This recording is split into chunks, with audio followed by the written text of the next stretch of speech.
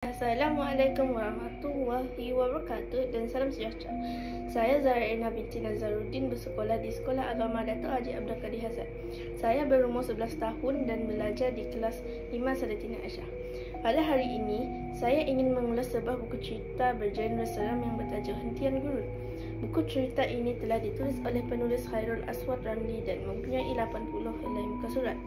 Buku ini menceritakan tentang sebuah keluarga yang hendak ke Langkawi. Johan bersama isterinya Azura, anaknya Raikal yang berumur 2 tahun dan adiknya Rustam memulakan perjalanan mereka dari Johor Bahru selepas waktu asar dengan menaiki kereta.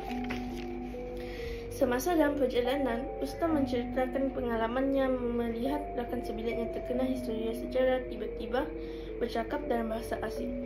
Abangnya Johan ketawa terbahak-bahak dan mengatakan bahawa rakannya hanya berlakon dan meminta perhatian.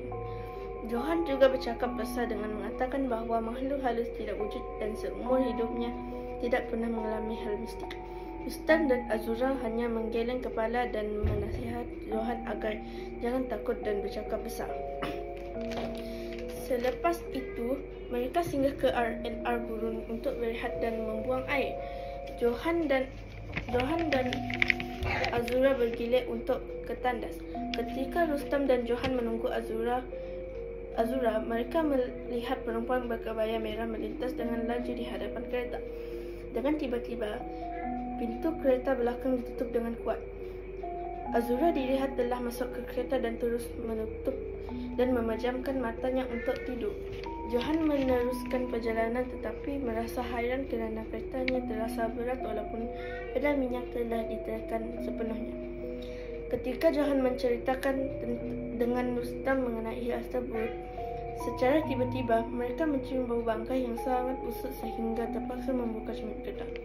Telefon bimbit Johan berdering secara tiba-tiba.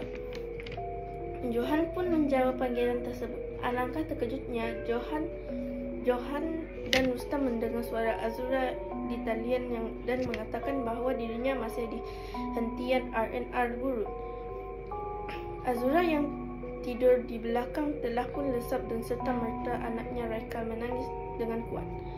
Johan pun bergegas ke R&R Gurun untuk mengambil Azura dan membatalkan niat untuk bercuti ke Langkawi. Sekian cerita daripada saya, Zahra Erna binti Nazaruddin. Terima kasih.